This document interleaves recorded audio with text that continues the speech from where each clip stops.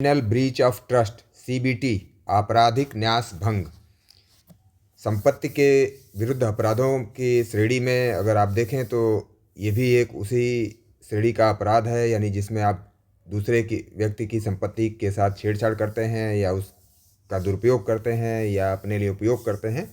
तो आज के इस अपराध के संदर्भ में ये आपराधिक न्यास भंग क्या है, इसके आवश्यक तत्व क्या हैं, इससे संबंधित विभिन्न केस लॉज, जो पुराने केस लॉज, नए केस लॉज, इसका विभिन्न और दूसरे अपराधों से अंतर क्या है, और एग्जामिनेशन में इसकी आंसर राइटिंग आपको कैसी करनी है, इसका एग्जामिनेशन के पॉइंट ऑफ व्यू से इम्पोर्टेंस क्या है, आदि इन विभिन्न बातों पर चर्चा करेंगे हम लोग। आप देख रहे हैं न्यायिक दृष्टि और मैं पवन।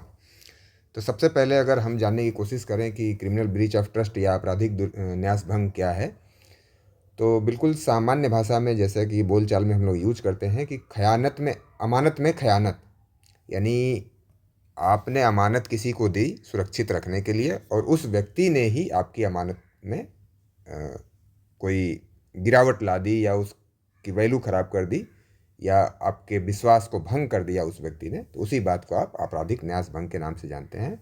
और दूसरा आप कहते हैं बार बार कि रक्षक ही भक्षक बन जाए, यानी जिसको आपने रक्षक समझ करके अपने सामान की सुपुर्दगी की थी रक्षा के लिए और उसी व्यक्ति ने आपके उस सामान के साथ मिसयूज़ कर लिया या मिसयूज़ करने दिया किसी को, तो इसी बात को हम लोग आपराधिक न्यास भंग के नाम से जानते हैं।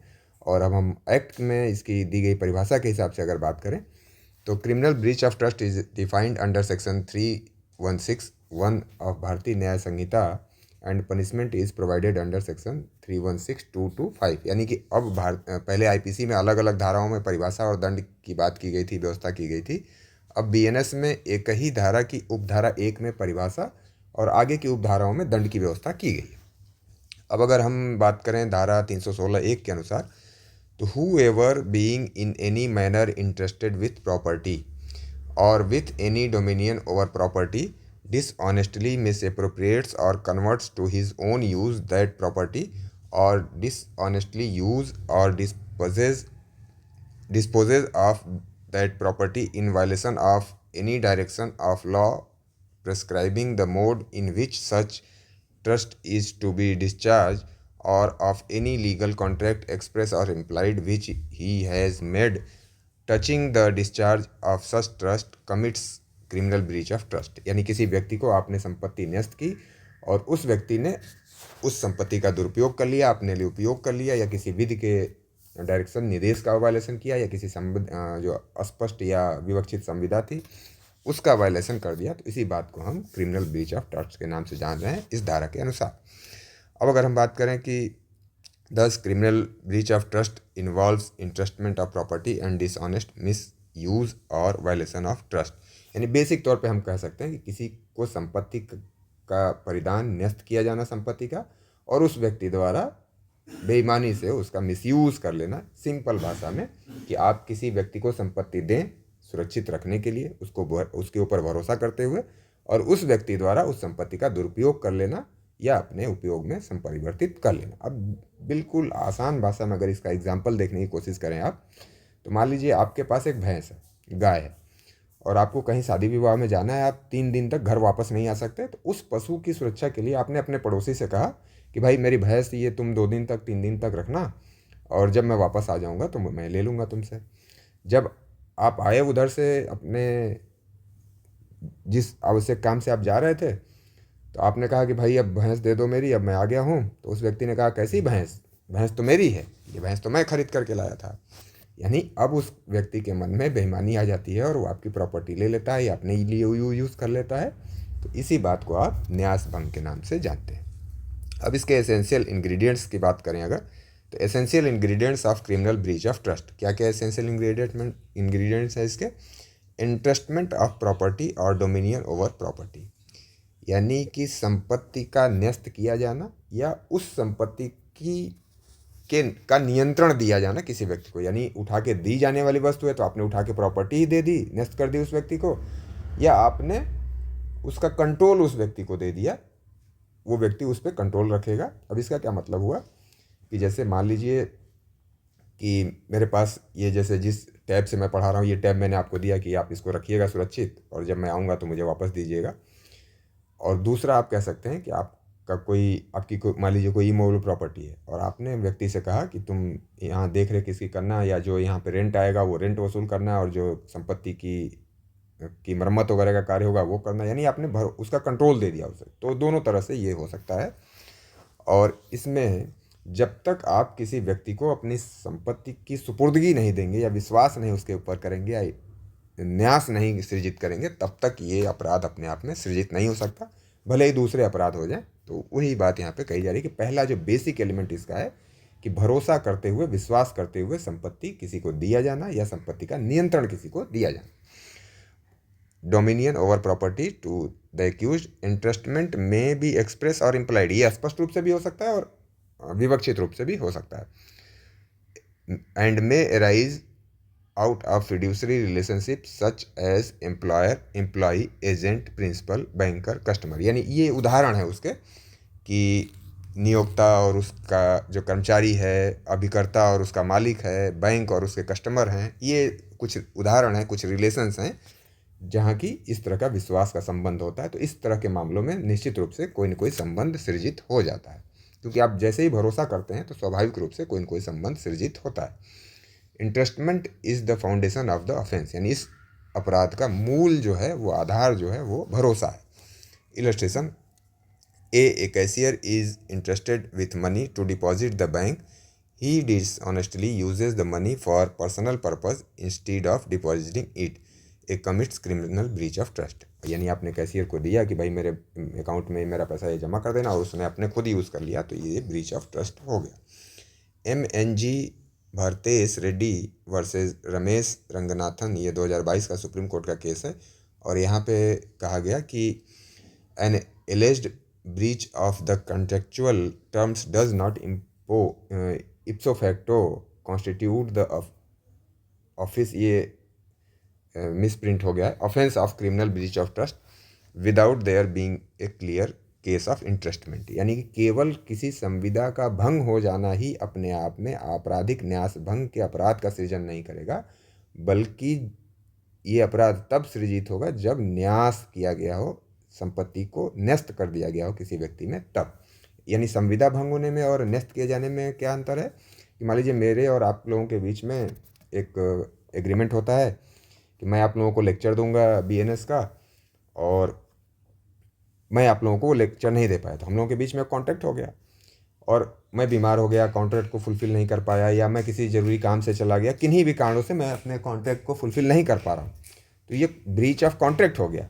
लेकिन इंट्रस्टमेंट का मतलब है कि आप लोगों ने मेरे ऊपर कोई भरोसा किया, कोई अपना सामान दिया, या मैंने आप लोगों को कोई सामान दे दिया और आप लोगों ने वापस नहीं किया। तो इस तरीके से जब भरोसा करके सामान दिया जाएगा और उस सामान के लेन देन में दिक्कत आएगी, तब ये क्रिमिनल ब्रीच ऑफ ट्रस्ट का ऑफेंस बन सकता है। केवल संविदा का भंग हो जाना ही अपने आप में क्रिमिनल ब्रीच ऑफ ट्रस्ट के ऑफेंस को जन्म नहीं देगा, ये कोर्ट ने इस मामले में कहने की कोशिश की। यानी कि इंट्रस्टमेंट जो है ये कोर है इस ऑफेंस के लिए। सब्जेक्ट मैटर इसका क्या होगा इस ऑफेंस के लिए? तो word property is not preceded by any adjective as movable और इमूवेबल, यानी इस अपराध की जो परिभाषा दी गई है वहाँ पे केवल संपत्ति वर्ड यूज़ किया गया है, उसके पहले किसी भी तरह से इमूवेबल प्रॉपर्टी या मूवेबल प्रॉपर्टी वर्ड यूज़ नहीं किया गया है। तो इसका मतलब कि यहाँ पे प्रॉपर्टी का जो सेंस निकल के आ रहा है वो वाइडर सेंस में यूज हो रहा है, और यहाँ पे सभी तरह की प्रॉपर्टी इन्वॉल्व हो सकती है। RK Dalmia versus Delhi administration, ये 1962 का सुप्रीम कोर्ट का केस है, और यहाँ पे कहा गया the word property is used in the संहिता is much wider sense than the expression movable property, यानी मूवेबल प्रॉपर्टी से कहीं अधिक इस यहाँ पे सेंस इसका लिया गया है। नेक्स्ट एलिमेंट इसका क्या है? डिसऑनेस्ट मिस एप्रोप्रिएशन और कन्वर्जन, यानी दुराशय पूर्वक गलत आशय से संपत्ति का मिसयूज किया जाना। The accused must dishonestly misappropriate और convert the entrusted property for his own use or allows someone else to do. Dishonesty must exist at the time of misappropriation. यानी कि केवल संपत्ति का यूज़ किया जाना ही सफिशिएंट नहीं है, बल्कि दुराशय के साथ ऐसा किया जाना मस्ट है, तभी ये ऑफेंस कॉन्स्टिट्यूट होगा। इसका मतलब कि वो व्यक्ति भूल चूक से या लापरवाही से ऐसा कर रहा है, संपत्ति को यूज़ कर ले रहा है या दुरुपयोग कर रहा है, तो इस ऑफेंस को कॉन्स्टिट्यूट करने के लिए पर्याप्त नहीं होगा, बल्कि वो दुराशय पूर्वक जानबूझकर जब ऐसा करेगा तब इस ऑफेंस को कॉन्स्टिट्यूट करने के लिए सफिशिएंट एलिमेंट फुलफिल होंगे। अब जैसे इसका उदाहरण क्या हो सकता है कि मान लीजिए सड़क पे आपको किसी व्यक्ति ने सामान दिया रखने के लिए, और जैसे कि हम लोगों ने भैंस वाला उदाहरण स्टार्टिंग में लिया, तो भैंस उसको दी गई रखने के लिए और उस व्यक्ति ने उसकी सही से देख रेख नहीं की और भैंस के साथ कोई क्षति हो जाती है, तो वो व्यक्ति मिस एप्रोप्रिएशन के लिए लायबल नहीं हो जाएगा, बल्कि अपनी लापरवाही के लिए लायबल होगा। ये कहने का यहाँ मतलब है कि जब दुराशय के साथ वो उसका अनुचित उपयोग करेगा तब वो क्रिमिनल ब्रीच ऑफ ट्रस्ट के लिए लायबल होगा। अब इसमें जो केस है जगरूप सिंह वर्सेस स्टेट, ये 1980 का Punjab and Haryana high court का केस है। The court observe that mere retention of property does not amount to criminal breach of trust unless dishonest intention is clearly proved. यानी उस यहाँ पे सरपंच का मामला था। सरपंच ने आवश्यकता से अधिक, यानी मान लीजिए सरपंच को अथॉरिटी थी 5,000 रुपये के रखने की, और उस सरपंच ने 25,000 रुपये अपने पास रखे हुए थे गवर्नमेंट के, यानी पंचायत के। तो माना गया कि केवल पैसा रख लेना ही अपने आप में क्रिमिनल ब्रीच ऑफ ट्रस्ट के लिए सफिशिएंट नहीं है, जब तक कि इस बात के लिए एक्सप्रेस प्रूफ ना हो कि उस व्यक्ति ने दुराशयपूर्वक वो पैसे रखे हुए थे। क्योंकि गांव वालों ने ये बयान दिया था कि ये इस सरपंच के कार्यकाल में गांव का विकास हुआ है और सरपंच ने अच्छे कार्य किए हैं और किसी तरह की दिक्कत सरपंच से नहीं है, तो इसमें माना गया कि वो पैसा बैड इंटेंशन से नहीं रोका गया था, इसलिए सरपंच को क्रिमिनल ब्रीच ऑफ ट्रस्ट के लिए लायबल नहीं माना गया। वही बात कही जा रही है कि mere negligence, failure to return property और breach of civil contract without dishonest intention does not amount to criminal breach of trust.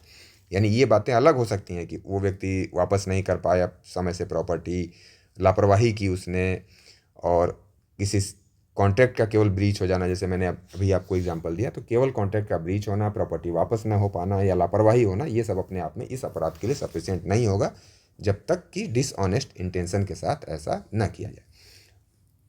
Violation of legal direction और contract.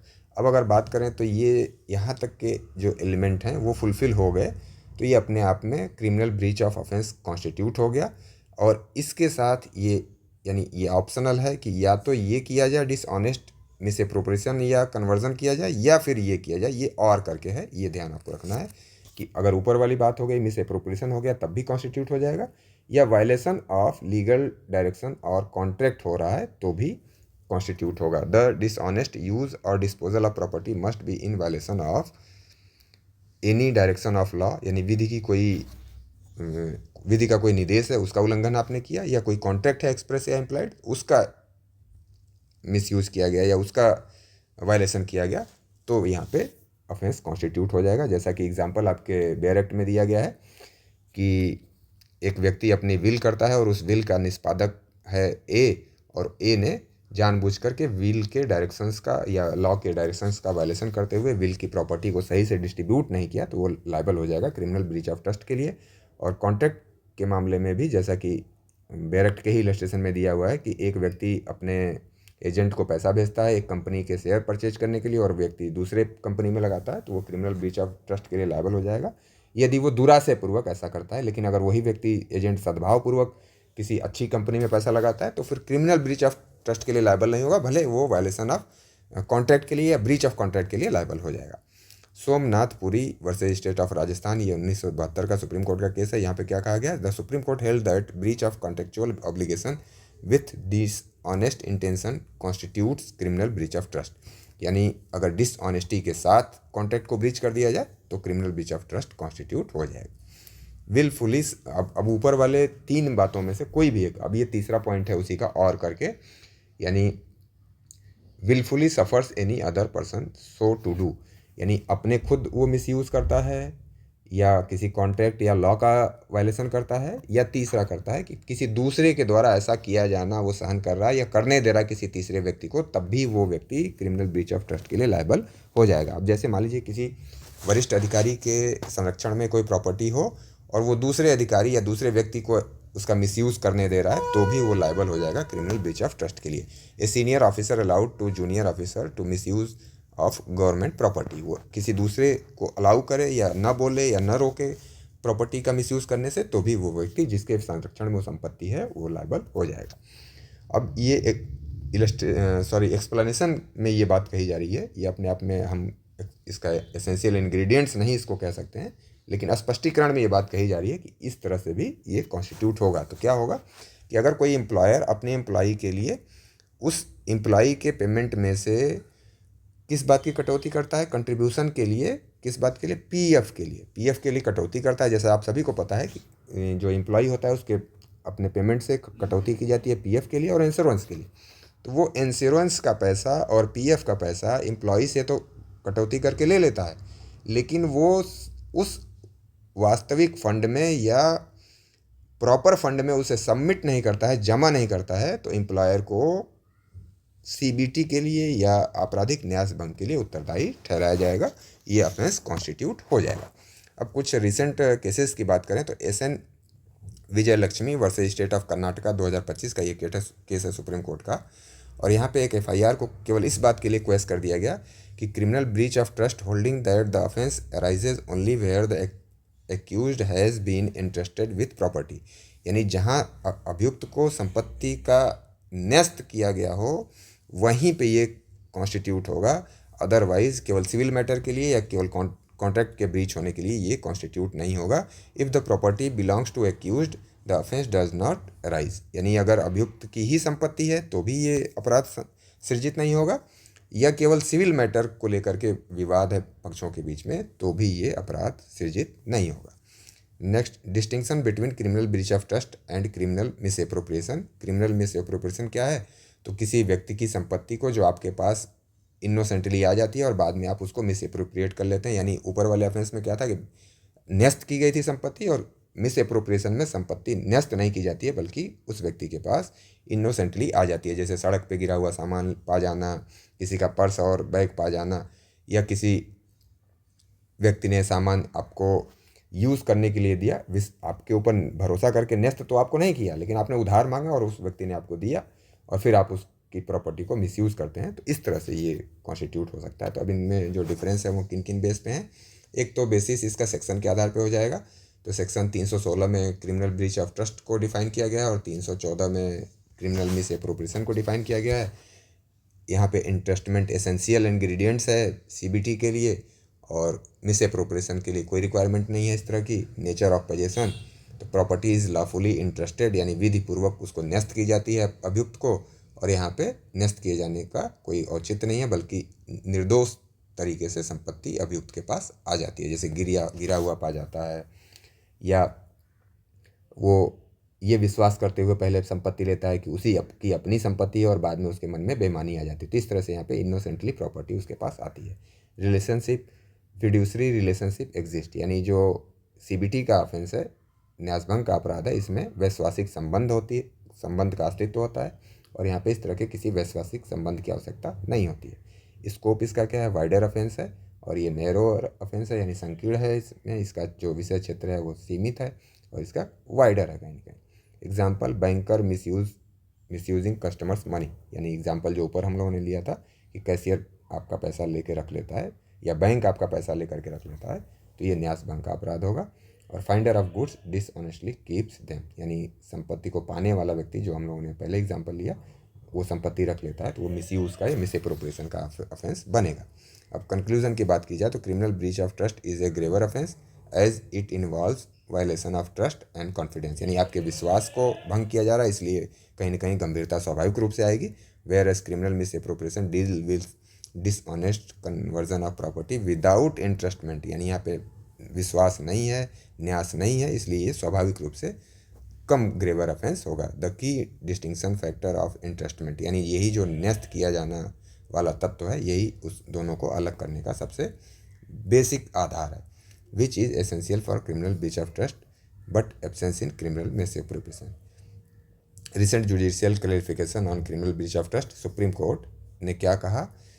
In Arshad Niyaz Khan versus state of Jharkhand 2025 का सुप्रीम कोर्ट का case है, और यहाँ क्या कहा गया? Criminal breach of trust and cheating can not be sustained on the same factual matrix, यानी एक ही तथ्य पे चीटिंग और क्रिमिनल ब्रीच ऑफ ट्रस्ट दोनों ऑफेंस नहीं आधारित हो सकते हैं। क्यों नहीं हो सकते हैं? कि cheating requires dishonest intent at inception, यानी बिल्कुल प्रारंभ में ही डिसऑनेस्ट इंटेंशन होना चाहिए चीटिंग के मामले में, जबकि criminal breach of trust arises from lawfully interested property that is later misuse, यानी पहले तो विधिपूर्वक संपत्ति दी गई अभियुक्त को, बाद में उसका मन बदलता है, विचार बदलता है, तो इसलिए दोनों ऑफेंस अपने आप में बिल्कुल विरोधाभासी हैं, इसलिए एक ही तथ्य पे दोनों अपराध गठित नहीं हो सकते। Thus the offences are antithetical and can not coexist on the same facts, यानी समान तथ्य पे अगर अलग अलग तथ्य होंगे, अलग अलग बात आप बता रहे होंगे, तब ये एक साथ एक ही ट्रांजेक्शन में हो सकते हैं, लेकिन एक ही तथ्य पे ये दोनों नहीं हो सकते हैं। उड़ीसा हाई कोर्ट ने क्या कहा?